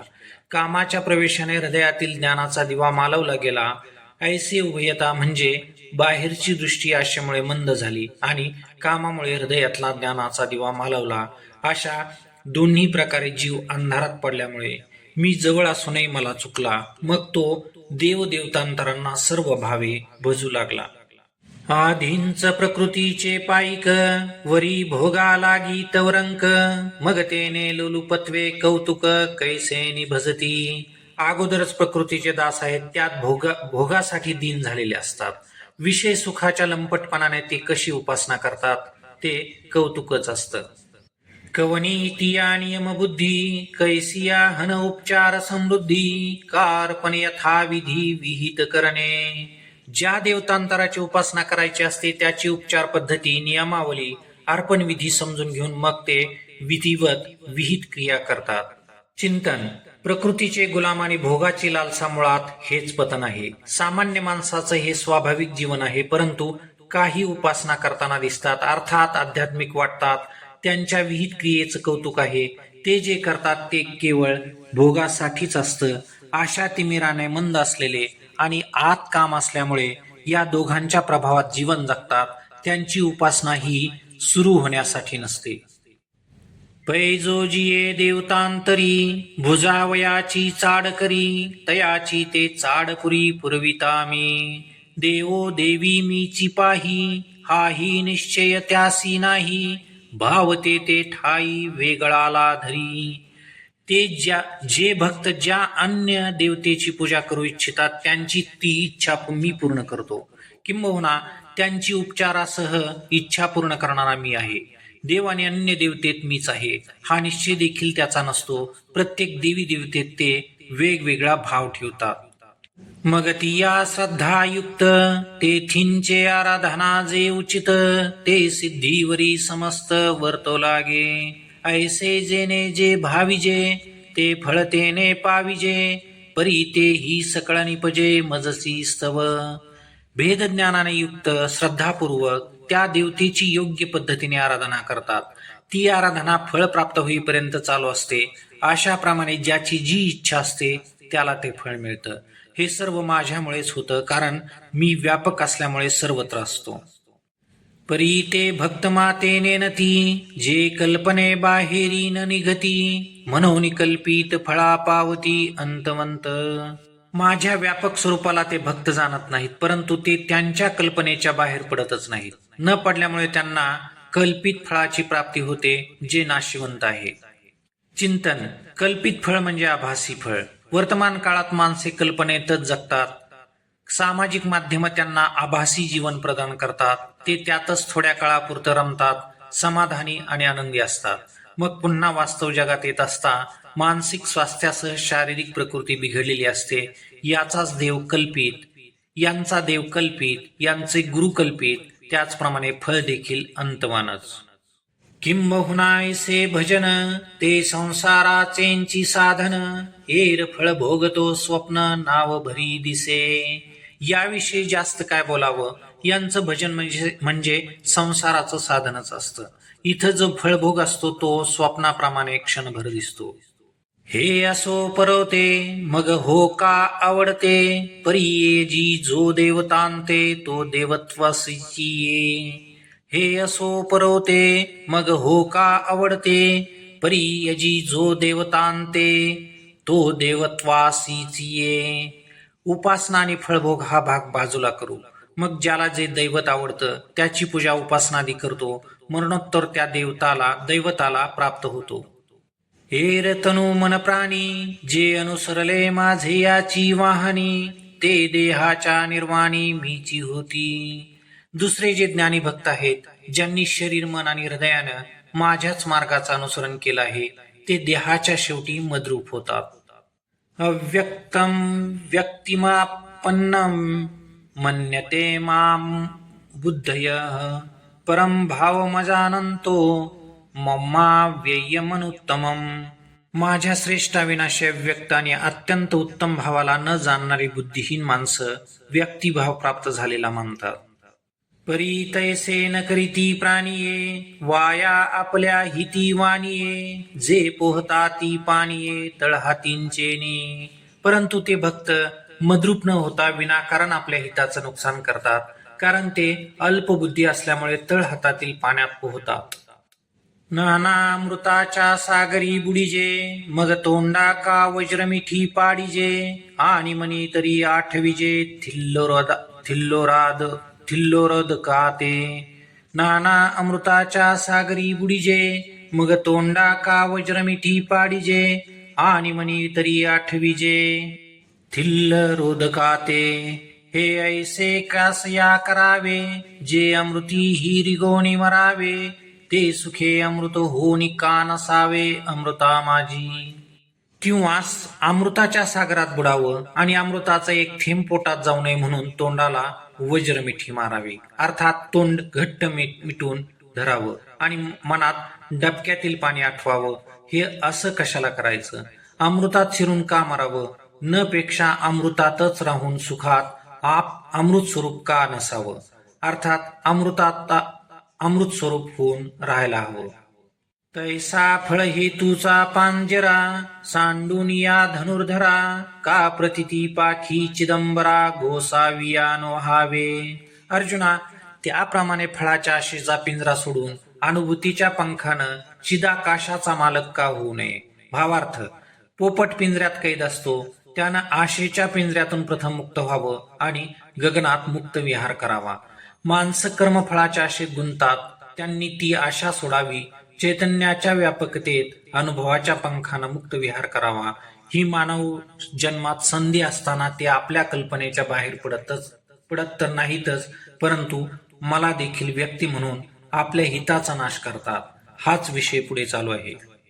जेथून चावलेनी पवाडे, सुखाचा पैसार जोडे, आपुलेनी सुरवाडे, उडो ये ऐसा. ज्या आकाशात उंच उडता येतं, उंचीमुळे सुखाचा विस्तार अधिक होतो. याशिवाय आपल्या इच्छेप्रमाणे सुखानं सहज सर्वत्र संचार करता येतो. भावार्थ, स्वातंत्र्याचा अर्थ इथे सांगितला आहे. बौद्धिक उंची, सिद्धांताची जाण, चैतन्याच्या व्यापकपणात स्वेच्छा, विहार. याशिवाय सामान्यातून वर उठणं आणि उडणं जर घडत असेल तर आपण हेच करायला हवं. तया उमपा मापका सुवावे, मज व्यक्ता व्यक्त का मानावे, सिद्ध असता का निमावे, साधनवरी. परी हा बोल आघवा, जरी विचारी जतसे पांडवा, तरी विशेषे या जीवा न चोजवेगा. अर्जुना, माझ्या त्या व्यापक स्वरूपाला मर्यादित का बसवावं? मी अव्यक्त असताना व्यक्त अर्थात व्यक्ती का मानावं? मी स्वतः सिद्ध आहे, मग सिद्ध करण्यासाठी साधन करीत का मारावं? परंतु अर्जुना, माणसांच्या अल्पबुद्धीचा जर विचार केला तर माझं संपूर्ण बोलणं विशेष करून जीवांना रुचत नाही. मी सिद्ध असता माझ्या प्राप्तीसाठी साधन करून का मारावं, असा बहुतेक ठिकाणी अर्थ काढला जातो. याचा अर्थ थोडा वेगळा आहे. तंत्र आणि मंत्रशास्त्राविषयी हा विषय आहे. मंत्र सिद्ध करणं, देवतेला वश करण्यासाठी साधना करणं, त्याचप्रमाणे भूतप्रेत इत्यादी साधना करून सिद्ध केले जातात. स्वतः सिद्ध आणि व्यापक परमात्म्याला साधना करून सिद्ध करू नको, अर्थात त्याच्या सिद्ध स्वरूपाला जाणावं. तो काही सामान्य देवतेप्रमाणे वश होणारा नाही. विनाकारण सामान्य भलहेतूसाठी त्याला सिद्ध करत साधना करून का मारावं? याचं कारण पुढे देतात. नाहं प्रकाश सर्वस्य योगमाया समावृताः, मूढो यनाभिजानाति लोको मामजमव्ययम्. मी माझ्या योग मायेद्वारा आच्छादित असल्यामुळे सर्वांना दृष्ट दिसत नसतो, म्हणून मूढ असलेले लोक अजन्मा विनाशी असलेल्या मला यथार्थ जाणत नाहीत. काजे योग माया पडळे, हे झाले हाती आंधळे, म्हणून प्रकाशाचे निदेह बळे, न देखती माते. आदी मायेच्या पडद्यानं हे आंधळे झालेले असतात, म्हणून ज्ञानाच्या दिवसबळाने ते मला पाहत नाहीत. चिंतन. ज्ञान प्रकाश हा नित्य आहे. ज्ञान सूर्य हा नित्य उदयाला आलेला आहे. ज्ञान दिवस हा मावळतच नाही, परंतु आदी मायेच्या डोळ्यावर आलेल्या पडळामुळे दिवस असून देखील ते मला पाहत नाहीत. पडळामुळे आंधळेपण आलेला आहे. ज्ञानरूपी दिवस मावळला तर ज्ञानाला महत्वच राहणार नाही. पुढे 8व्या अध्यायात 90व्या ओवीत जो नित्य उदो ज्ञानियांसी अस्तमानाचे जयासी आडनाव नाही असे म्हटले आहे. एरवी मी नसे ऐसे काय वस्तू जात असे पाहे पा कवन जळरसे रहित आहे पवन कवना ते न शिवेची आकाश केन समायेची हे असो एकमीची विश्वी आहे. एरवी मी जात नाही अशी कोणती वस्तू आहे किंबहुना वस्तू समुदाय आहे. विचार करून पहा, रसा वाचून पाणी कुठे आहे का, किंवा वारा कोणाला शिवत नाही, आकाश कुठं नाही, हे सर्व असू दे, या विश्वात मीच सर्व ठिकाणी व्याप्त आहे. वेदाहम समतितानी वर्तमानानि चार्जुन भविष्यानि च भूतानि मातु वेद न कश्चन. हे अर्जुना, मी भूतकाळातील, वर्तमान काळातील आणि भविष्य काळातील प्राणीमात्रांना जाणतो, परंतु मला कोणी जाणत नाही. अर्थात मी त्रिकाल आहे, परंतु मी ज्ञेय नाही. येथे भूते जिये अतितली तिये मीची होनी ठेली आणि वर्तता हाती जी तुली तीही मीची. का भविष्यमाने जियेही तीही मज वेगळी नाही. हा बोलची एरवी काही कोय ना जाय. या विश्वात झालेले प्राणी मद्रूप झालेले आहेत. वर्तमानातील प्राणी देखील मत्स्वरूपच आहेत. पुढे भविष्यात जे जन्म घेणारे प्राणी आहेत ते माझ्यापेक्षा वेगळे नाहीत. हे सर्व बोलण्यापुरतं आहे. एरवी स्वरूपतः काही होत जात नाही. दोराची आसा पासी डोंबा बडिया ऐसी संख्या न करवे कोन्हासी तेवी भूतांसी मिथ्यत्वे. दोरीवर भासत असलेला सर्प डोंबा म्हणजे काळा आहे का, अथवा बडिया म्हणजे कवडे असलेला आहे का, गव्हाळ आहे का, याचं सम्यक निरूपण करता येत नाही. त्याप्रमाणे प्राण्यासंबंधी निश्चय करता येत नाही. अर्थात ते त्यांचं होणं जाणं मिथ्या आहे, म्हणून अनिवर्चनीय आहेत. ऐसा मी पंडुसुता अनुष्यूत सदा असता या संसार जो भूता तो आने बोले. तरी तेची आता थोडीसी गोठी सांगी जेल परियेसी जेथ अहंकार तनुसी वालभ पडिले. अर्जुना, असा मी सदा सर्वदा सर्वात अनुष्यूत म्हणजे व्याप्त असताना या भूतमात्रांना जो संसार म्हणून आहे तो वेगळ्या शब्दानं बोलला जातो. तात्पर्य: व्यापकता हा प्रकार वेगळा, योगमाया पडळाने आच्छादित जीवांचा संचार वेगळा. या संबंधी तुला छोटीशी गोष्ट सांगतो, ती ऐक. जेव्हा अहंकार आणि तनु यांच्यात प्रेम निर्माण झालं, इच्छा द्वेष समुत्थेन द्वंद्व मोहेन भारत सर्वभूतानि सम्मोहम सर्गे यांती परंतप. हे श्रेष्ठ तप करणारे अर्जुना, सर्व प्राणी इच्छा आणि द्वेष यातून उत्पन्न झाले आहेत. सुख दुःखादी द्वंद्वात मोहात पडलेले असल्यामुळे उत्पत्ती काळी मोठ्या भ्रमाला प्राप्त होतात. तेथ इच्छा हे कुमारी झाली मग ते कामाची तारुण्या आली. तेथ द्वेषेंसी मांडिली वराडिक तया दोघांस्तव जन्मला. ऐसा द्वंद्व मोह जाहला ऐसा द्वंद्व मोह झाला मग तो आजयाने वाढविला अहंकारे. अहंकार आणि तनु यांच्या मिलनातून इच्छा ही कन्या तिथे जन्माला आली. या इच्छेनं कामरूप तारुण्यात पदार्पण केलं, मात्र तिनं समारंभपूर्वक द्वेषाशी लग्न लावलं. इच्छा आणि द्वेष यांच्या संबंधातून द्वंद्व मोह जन्माला आला. या द्वंद्व मोहरूपी मुलाला त्याचा आजोबा म्हणजे अहंकार यानं लालन पालन करून लहानाचा मोठा केला. जो धृतीशी सदा प्रतिकूळ नियमा ही नागवे स्थूळ आशारसे दोंदिल जाला सांता. हा द्वंद्व मोह धृती म्हणजे धैर्याला नेहमी प्रतिकूल असतो. आशारूपी रसानं पुष्ट असल्यामुळे नियमांनाही जुमानत नाही. असंतुष्टीची या मदिरा मत्त होनी धनुर्धरा विषयांचे ओवरा विकृतीसी असे. एक तर या द्वंद्व मोहाचा पालन करता आजोबा अहंकार आहे. त्यात आशारूपी रसानं बलाढ्य झालेला आहे. त्यात त्यानं असंतुष्टी म्हणजे असंतोषाची मदिरा म्हणजे दारू प्यायल्यामुळे उन्मत्त झाला आहे. याशिवाय तो विषयाच्या ओरीत म्हणजे खोलीत विकृतीरूपी स्त्रीसह राहत असतो.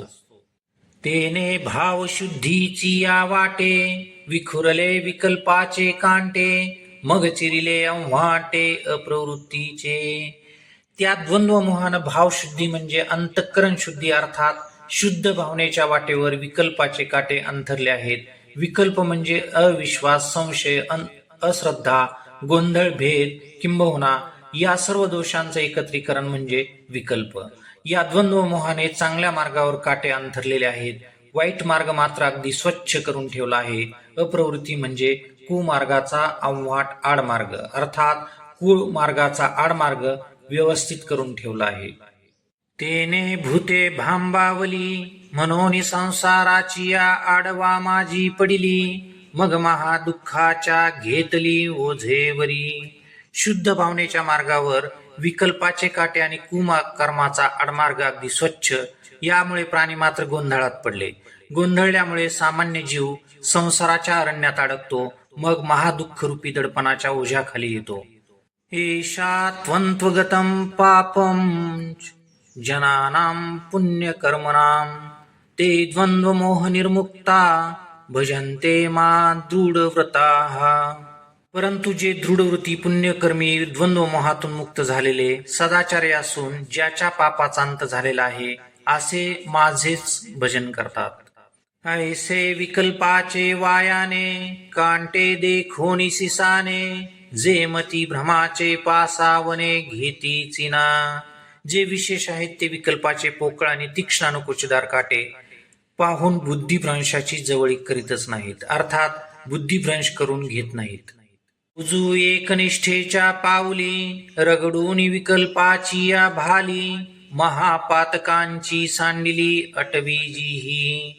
मग पुण्याचे धावा घेतले आणि माझी जवळीक पावले, किंबहुना ते चुकले वाटवधेया. ज्यांनी एकनिष्ठारूपी पावलांनी विकल्पाचे काटे रगडून महापातकाचा अरण्य सोडून दिला आहे, मग पुण्याची धाव घेतली आणि माझ्या जवळीकेला प्राप्त झाले, अर्थात माझी जवळीक त्यांना मिळाली. जास्त काय सांगावं, असे माझे भक्त द्वंद्वमोहाच्या वाटमाऱ्यापासून चुकले, अर्थात वाटमाऱ्या करणाऱ्यांच्या तडाख्यातून वाचले.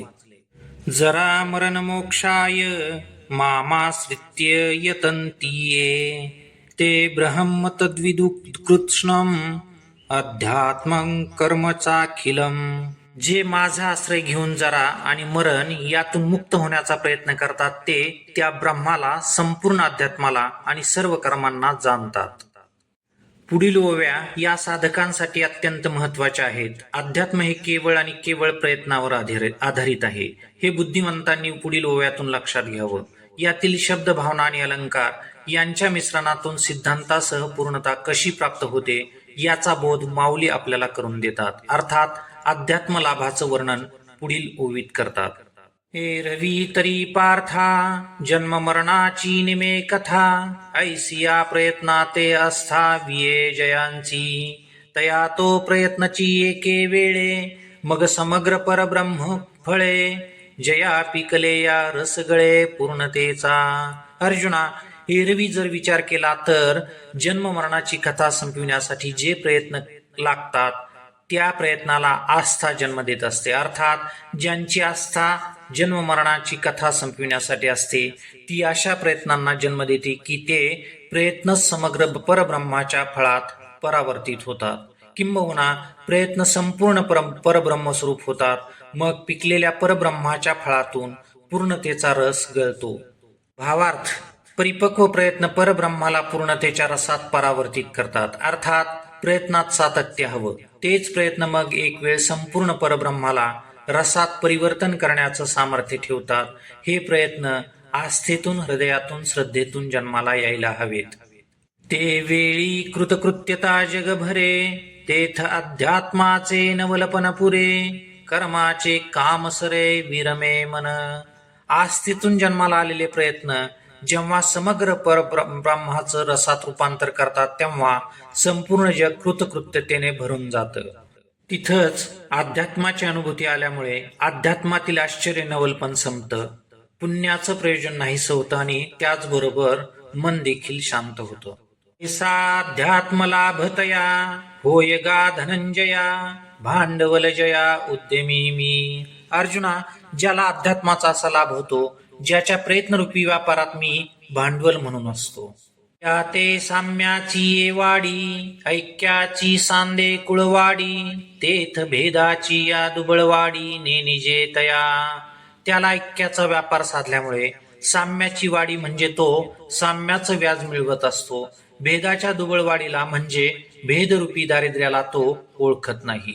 भावार्थ, परब्रह्माच्या व्यापकतेत तो आल्यामुळे श्रीमंत झाला. मूळ मुद्दल परब्रह्माचा आनंद तर दूरच, परंतु साम्याच्या व्याजावर तो ब्रह्मानंद मिळवत असतो. ऐक्यामुळे तो भेदातील दैन्याला ओळखत नाही. साधिभूताधिदैवं मां साधियज्ञञ्च ये विदुः प्रयाणकाले पीच मान ते विदुर्युक्त चेतसः. जे आधिभूत अधिदैव आणि अधियज्ञासह मला जाणतात, चित्ताचा योग करणारे ते मृत्यूच्या वेळी देखील माझं स्मरण करतात, किंबहुना मला जाणतात. जी ही साधी भूता माते प्रतितेची निव्हाते धरुणी अधिदैवाते शिवतले गा. जया जाणिवेचे निवेगे मी अधियज्ञ दृष्टी रिगे ते तनुचे निवियोगे विरहे नवती. ज्यांनी अधिभूतासह मला अनुभूतीच्या हाताने धरून अधिदैवाला स्पर्श केला, ज्याला जाणीवेच्या म्हणजे ज्ञानाच्या वेगाने अधियज्ञ असणारा मी ज्यांच्या दृष्टीत प्रवेश करतो, ते ज्ञानी शरीराच्या वियोगाने दुःखी नसतात. हे रवी आयुष्याचे सूत्र विघडता भूतांची उमटे खडाडता काय न मरतया ही चित्ता युगांतनो हे परीने नो कैसे पागा जे जडून गेले माझिया अंगा ते प्रयाण्यांची या लगबगा न सांडितची माते. परीने नो कैसे पैगा जे जडून गेले माझिया अंगा ते प्रयाणींची या लगबगा न सांडितीच माते. एरवी ज्या माणसाच्या आयुष्याची दोरी कमजोर झाली आणि जो मरणासन्न अवस्थेत पोचला, त्याच्या शरीरात पंचभूतांची एकच खळबळ माजते. ती व्यथा पाहून तिथे असणारा पण न मरणाऱ्यांच्या चित्तात युगांत होत नाही का? अर्थात प्रलय काळचं दुःख होतं, परंतु ज्ञानी भक्ताचं कसं होतं ते कळत नाही, कारण ते मत्स्वरूप झाल्यामुळे मरणाच्या गडबडीत मला विसरत नाहीत, अर्थात मला आठवणं सोडत नाहीत. हे रवी तरी जाण ऐसे जे निपुण तेची अंतःकरण युक्त योगी. एरवी तरी मरण समयी मला न विसरणारे असे जे निपुण भक्त आहेत तेच योगी आहेत. त्यांचंच अंतःकरण योगानं युक्त आहे, म्हणजे स्थिर अंतःकरणाचे आहेत. टीप: आपण भाग्यवान आहोत जे पुढील शब्दालंकार आपल्या डोळ्याला दिसत आहेत. शब्दांचं महत्व किती असतं, शब्दाचा स्वीकार कसा करायचा असतो, शब्दांचं दर्शन कसं घ्यावं, शब्दांची फोड करण्यासाठी आपल्याकडे काय असावं, थोरा मोठ्यांचे शब्द किरण आपल्या अंतःकरणात का पडत नाहीत, त्यांचा आस्वाद अनुभूती या खूप दूरच्या बाबी आहेत. केवळ शब्दार्थाच्या देखील आपण लायकीचे नाही हे पुढील रूपकातून समजणार आहे. शब्दातील रस ग्रहण करण्यासाठी किती कसोटी लागते ते आपल्याला आता कळणार आहे. माऊलीच्या शब्दविश्वात आपण सामान्य आहोत याचा प्रत्यय इथे यायला हवा. काळजीपूर्वक आस्वाद घ्यावा एवढाच उद्देश आहे. संख्यापूर्ती किंवा नित्यनेमाच्या इतक्याच ओव्या झाल्या पाहिजेत असा आग्रह न करता या माऊलींच्या नूतन शब्दविश्वात काही काळ थांबून पाहावं, अनुभवावं, हृदयात स्थिर करावं. मग ही अक्षर आपल्या प्रतिभेत भावाच्या गाठी सोडविल. हृदयाची गाठ सुटून माऊलींच्या अक्षराचा साक्षात्कार होईल. 29-30व्या श्लोकात ब्रह्म, अध्यात्म, कर्म, अधिभूत, अधिदैव, अधियज्ञ, मरण या शब्दांचा अर्थ अर्जुनाला कळालेला नाही. अर्जुन हा उत्तम श्रोता असल्यामुळे प्रत्येक शब्द कळालाच पाहिजे या वृत्तीचा होता. मागचा विषय ऐकत असताना हा शब्द अचानक अर्जुनाच्या कानावर आला, परंतु अर्थ कळेना. एवढ्याच एका विषयावर माऊलींच्या पुढील ओव्या आहेत. किंबहुना श्रोत्यांच्या आकलन क्षमतेला आव्हान देणारा हा विषय आहे. अर्जुनाची धांदल कशी उडाली आणि त्याचा प्रामाणिकपणा याचा संयोग यात आहे. तवय्ये शब्द कुपिके तळी नोडवेची अवधानाची अंजुळी जे नावे अर्जुन तये वेळी मागांची होता. अर्जुन हा भगवान श्रीकृष्णाचे शब्द ऐकत होता. त्याच वेळी श्रीकृष्णाच्या शब्दकुपीतून शांत रसात्मक सिद्धांत रूपी रस गळत होता. अर्जुनाची अवधानाची ओंझळ लवकरच सरकलीच नाही, कारण अर्जुन मागच्या शब्दांचा विचार करीत मागेच होता. चिंतन. अर्जुनाची अवधानाची ओंझळ जरी शब्दकुपी खाली आली नसली तरी ते शब्द श्रवणाच्या खोळीत आलेले होते. आपल्या कानात शब्द पडतात परंतु अनवधानामुळे अर्थ कळत नाही. अर्जुनाच्या श्रवणात शब्द पडले परंतु अवधान अजून तिथपर्यंत आलं नाही. कानातील शब्दांचा अर्थ काही क्षणानंतर मनुष्य लावतच असतो. ही अवस्था अर्जुनाची आहे. श्रवणात शब्द आहेत परंतु अर्थ कळाला नाही. नेमके शब्द कसे आहेत याचं वर्णन माऊली करतात. जेथ तद ब्रह्म वाक्य फळे, जिये नानार्थ रसे रसाळे, बहकते हाती परिमळे भावाचेनी. ते ब्रह्म तद्विदू इत्यादी वाक्य किंबहुना तद्ब्रह्म प्रतिपादक वाक्य हेच कोणी फळ आहेत, जी अनेक अर्थाच्या रसानं भरलेली आहेत. याशिवाय ती भाव सुगंधानं दरवळत आहेत. भावार्थ. याच अध्यायातील 29व्या श्लोकापासून असलेली वाक्य ही अनेक रसांनी भरलेली आहेत. कोणतंही फळ आंबट, गोड, तुरट या रसांनी भरलेलं असू शकतं. श्रीकृष्णाची तद्ब्रह्मरूपी वाक्यफळ अनेक रसांनी युक्त असून भाव सुगंधानं दरवळत आहेत. श्रोता हा रसज्ञ असून त्याला नाक ही असायला हवं. अर्थात साहित्याची जाण असलेला आणि भाव ग्रहण करण्यासाठी संवेदनशील हृदयाचा इज्जतदार श्रोता किंबहुना साधक असायला हवा. सहज कृपा मंदा निळे, श्रीकृष्ण द्रुमाची वचन फळे, अर्जुन श्रवणाची या खोळे अवचित पडली. श्रीकृष्ण हेच वृक्ष आहेत. त्या वृक्षाला शब्दरूपी दिव्य फळं लागलेली आहेत. सहज कृपेचा मंद वारा आला आणि श्रीकृष्ण वचनरूपी दिव्य फळे अर्जुनाच्या कानाच्या झुळीत अकस्मात पडली. तिये प्रमेयांची हो का वळली, की ब्रह्मरसाची सागरी चुबुकळिली, मग तैसींच का घोळिली परमानंदे. ती दिव्य वचनरूपी फळं जणू सिद्धांताचीच बनवलेली किंवा ब्रह्मरसरूपी सागरात बुडून काढलेली, मग तशीच ती परमानंदात घोळलेली होती. तेने बरवे पण निर्मळे, अर्जुना उन्मेषाचे डोहळे, घेता ती गळाळे विस्मयामृताचे. निर्मळ आणि शुद्धपणाने युक्त अशी फळं पाहून अर्जुनाला लागलेले उन्मेषाचे म्हणजे ज्ञानाचे डोहाळे विस्मयामृताचे गळाळे घेत आहेत. एखादा पदार्थ पाहून माणसाच्या तोंडाला पाणी सुटतं, त्याच पाण्याचा मनुष्य गुटखा घेत असतो. देखणं आणि शुद्ध वाक्यरूपी फळ पाहून अर्जुन आश्चर्यरूपी अमृताचं फळ खाण्या अगोदर गुटके घेत होता. टीप. हा आसुसलेला श्रोता आहे. शब्द चाखण्याच्या अगोदरच तो जिज्ञासेने पाणावलेला असतो. त्याची श्रवण जिज्ञासा पराकोटीला गेली. केवळ वाक्य मिळाली तर त्याला काय वाटतं ते पुढच्या ओवीत आहेत. वाक्याला किती किंमत द्यावी हे अर्जुनाच्या मनस्थितीतून वाचकाच्या लक्षात येईल. संवेदनशील मनानं भाव सुगंध अनुभवावा. तिया सुख संपत्ती जोडलिया, मग स्वर्गा वाये वांकुलिया, हृदयाच्या जीवी घूतकुलिया होता हाती. अर्जुनाला ती दिव्य वाक्यरूपी संपत्ती मिळाल्यावर तो स्वर्ग सुख भोगणाऱ्या देवांना वाकडं दाखवू लागला. लहान मुलाला खाऊ मिळाल्यानंतर ज्याला मिळाला नाही त्याला मुलं वाकडं दाखवतात. अर्जुन स्वर्गातील इंद्रादिकांना वाकुल्या दाखवू लागला. हा पहिला टप्पा. दुसरा भाग म्हणजे अलौकिक वाक्य संपत्ती अचानक मिळाल्यामुळे हृदयाच्या आत असणाऱ्या जीवाला आनंदाच्या गुदगुल्या होत होत्या. चिंतन. हा केवळ प्राप्तीचा आनंद आहे, जो स्वर्ग भोगापेक्षा किमती आहे. अर्जुन अजून आस्वाद घ्यायचा आहे. याशिवाय हृदयातील आतल्या जीवाला हा भाग महत्वाचा आहे. आपल्याला मिळालेला आनंद हा किती खोलवर असतो याची समीक्षा आपणच केली पाहिजे. विषयाचा आनंद हा खूप खोलवर जात नाही हे ठीक आहे, परंतु प्रापंचिक दुःख खोलवर जातं. हृदयाचा जीव म्हणजे आत्मा, याला आनंदाच्या गुदगुल्या होतात. सद्गुरु श्रीकृष्णांचं वाक्य हे आत्म्यापर्यंत जाणार असतं. हृदयातून हृदयाला आनंद देणारी श्री गुरूंची वाक्य असतात. अर्थ कळत नसेल ठीक आहे. लहान मुलाला तरी आईच्या शब्दांचा अर्थ कुठे कळतो. शब्द ऐकण्याचा आनंद काय कमी असतो. जेव्हा कळता होतो तेव्हा ऐकण्याचा अर्थबोध होतो. कारण प्रेमाचे शब्द हे हृदयात साठवलेले असतात. ते आनंद स्वरूप आत्म्याला आनंदाच्या गुदगुल्या करतात. ऐसे वरचिलीची बरवा, सुख जाओ लागले फावा, तव रस स्वादाची या हवाला हो केला. अशा प्रकारची अवस्था केवळ वाक्यरूपी बाहेरच्या सौंदर्याने झाली. सुखाची अनुभूती अर्जुन घेत असताना त्याला फळाच्या आस्वादाची तीव्र इच्छा निर्माण झाली. जड करी अनुमानाचे निकरतळे, घेऊन तिये वाक्य फळे, प्रतितीमुखी एके वेळे घालू पाहे.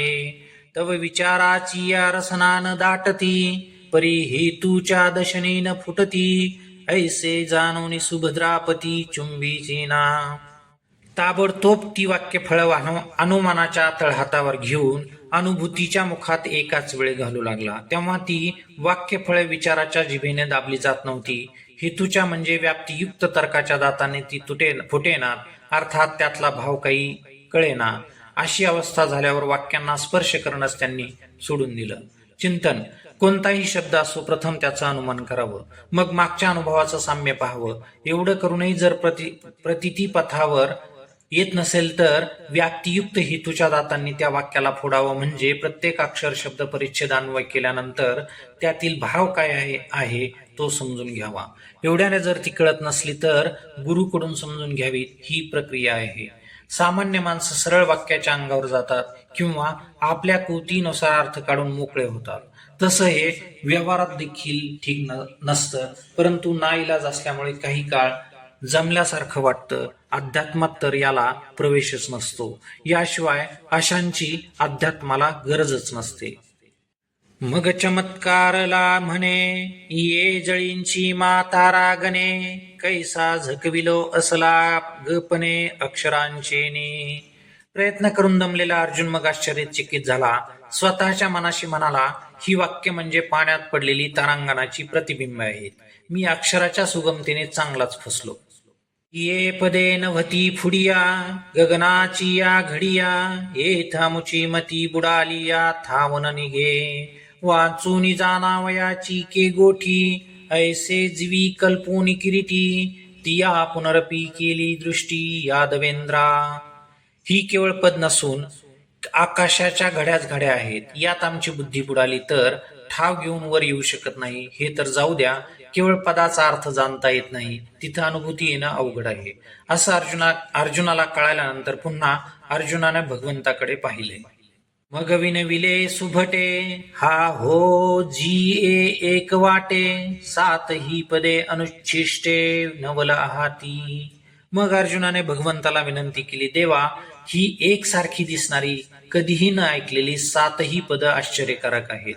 ब्रह्म, अध्यात्म, कर्म, आधिभूत, अधिदैव, अधियज्ञ, प्रयाणकाळ ही 7 पद आहेत. रवी अवधानाचे निवहिलेपणे, नाना प्रमेयांचे उगाने, काय श्रवणाचे नि अंगवने बोलो राहती. एरवी अवधानाच्या वेगानं आणि श्रवणाच्या बळानं सिद्धांताचं गणित शब्दातून मांडता येत नाही काय. अर्थात ही जी 7 पद आहेत त्यांची श्रवणाच्या बळानं आणि लक्षपूर्वक तपासणी केल्यानंतर काही अर्थ हातात लागतील आणि त्याचा हिशोब शब्दात मांडता येईल असं मला वाटत नाही. परी तैसे हे नो हेची देवा, देखिला अक्षरांचा मेळावा, आणि विस्मयाची या जीवा विस्मयो झाला. परंतु देवा, तसं हे साधारण वाक्य नाही. मी यातील अक्षरांचा मेळावा म्हणजे समुदाय पाहिला आणि आश्चर्याच्या जीवाला आश्चर्य झालं. कानाचे निगवाक्षद्वारे, बोलाची रश्मी अभ्यंतरे, पाहेना तव चमत्कारे अवधान ठाकले. देवा, तुझी अक्षर कानाच्या झरोक्यातून माझ्या अंतःकरणात प्रकाश पाडेनाशी झाली. तेव्हा माझं अवधान थांबलं, अर्थात तुझ्या अक्षरांचं सकळ अर्थ मतीत प्रकाशित होत नव्हते, म्हणून मी ऐकायचा थांबलो. देवींची अर्थाची चाड मजा आहे, ते सांगता ही वेळ नसाहे, ह्यो नीट निरूपण लवला हे की जो देवा. देवा, मला शब्दांच्या अर्थाची इच्छा आहे. हे सांगत असताना जो वेळ लागतोय तो देखील सहन होत नाही, म्हणून देवा, या 7 पदाचं निरूपण लवकर करा. असो मागील पडताळा घेऊनी, पुढा अभिप्राय दृष्टी सुनी, देवींची माझी शिरवणी आरती आपुली, कैसी पुसती पाहे पाजानिव, भिडेची तरी लंघोने दिसिव, एरवी श्रीकृष्ण हृदयासी खेव देवो सरला. अहो श्री गुरुते जय बै पुसावे, ते नेमाने सावध व्हावे, हे एकची जाणे आघवे सव्यासाची. अशा प्रकारे मागील विषयाचा आढावा घेऊन आणि पुढच्या विषयावर लक्ष ठेवून त्यात आपली इच्छा अर्थात जिज्ञासाही मध्ये घालून अर्जुनाने भगवंताला प्रश्न विचारला. माऊली म्हणतात, अर्जुनाचा प्रश्न विचारण्याचा शहाणपणा कसा आहे तो पहा. अर्थात आदर्श भिड्याची मर्यादा उल्लंघन न करता अर्जुन देवाला आलिंगन देण्यास उत्सुक होता. अहो, श्री गुरुला जेव्हा प्रश्न विचारायचा असेल तेव्हा अर्जुनाप्रमाणे दक्ष असावं. अशी दक्षता एकटा सव्यासाची अर्जुनच जाणतो. दोन्ही हाताने बाण चालवतो म्हणून अर्जुनाला सव्यासाची म्हणतात. इथे हे नाव देण्याचं कारण व्यवहार आणि परमार्थ या दोन्ही ठिकाणी अर्जुन हा दक्ष आहे.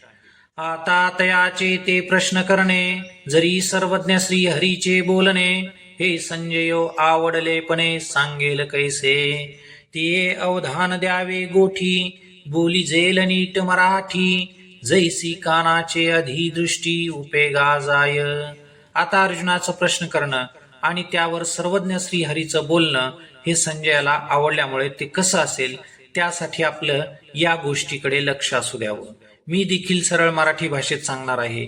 कानाच्या अगोदर दृष्टीचा जसा उपयोग असतो तशी माझी मराठी भाषा आहे. अर्थात भाषेचं सौंदर्य प्रथम दिसतं, मग भाव कळतो. इथं विज्ञान देखील आहे. विजेचा प्रकाश अगोदर, नंतर शब्दांचा आवाज, म्हणजे शब्दांपेक्षा प्रकाशाचा वेग अधिक आहे. बुद्धीची या जिभा, बोलाचा नल चाखता गाभा, अक्षरांची या भांबा, इंद्रिये जिती. बुद्धीच्या जिभेने शब्दाचा गाभा म्हणजे भाव न चाखताही केवळ अक्षराच्या सौंदर्यावर इंद्रिय जगतील. यालाच कानाच्या अगोदर दृष्टीचा उपयोग म्हणतात. पहा पा मालतीचे कळे, घ्राणासी कीर वाटले परिमळे, परिवरची या बरवा काही डोळे, सुखिवे नव्हती. तैसे देशियेची या हवावा, इंद्रिये करीती राणीवा, मग प्रमेयाची या गावा, लेसा जाईजे. असं पहा की मालतीच्या कळ्या सुगंधानं नाकाला चांगल्या वाटतात, हे ठीक आहे, परंतु त्याच्या ताजेपणाच्या बाह्य सौंदर्याने डोळे सुखावत नाहीत काय? त्याप्रमाणे मराठी भाषेच्या शोभेनं इंद्रिय आनंदाचं राज्य करतीलच, मग यानंतर सिद्धांताच्या गावाला अधिकार संपन्न होऊन जावं. चिंतन. इथं माऊली एक विशेषता ठेवतात. शब्दाचं सौंदर्य हा साहित्याचा भाग आहे. रस अलंकाराची जाणीव हा संवेदनशील मनाचा विषय आहे. परंतु हे अलंकार ज्या सिद्धांतासाठी आहेत त्यासाठी मात्र अधिकार संपन्न असावं लागतं. अर्थात अधिकारी आणि अनाधिकारी या दोन्हीसाठी ज्ञानेश्वरी आहे. प्रथम अनाधिकाऱ्याला अध्यात्माची चव लागते आणि मग अधिकार संपन्नही करते. ऐसे निनागरपणे बोल निमेते बोलणे, ऐका ज्ञानदेव म्हणे निवृत्तीचा. बुद्धी आणि इंद्रियांना शांत करणारं हे माझं बोलणं जरी देखणं आहे असं वाटत असलं तरी बोलणं जिथं संपतं ते माझं बोलणं आहे. हे बोलणं श्री गुरु निवृत्तीनाथ यांचा ज्ञानदेव आपल्याला बोलत आहे. चिंतन. शब्दातील तत्व शब्दातून साहित्यिक पद्धतीने मांडत आहेत. केवळ इंद्रियांना रमविणारं हे बोलणं हे असं समजू नका. अधिकार संपन्न होऊन बुद्धीनं अक्षराचा गाभा चाखावा. अर्थात काव्य आणि तत्वानुभूती मिश्रित हे नागर म्हणजे देखणं बोलणं आहे. पुढे ओवी येणार आहे. वाचे बरवे कवित्व, कवित्वी बरवे रसिकत्व, रसिकत्वी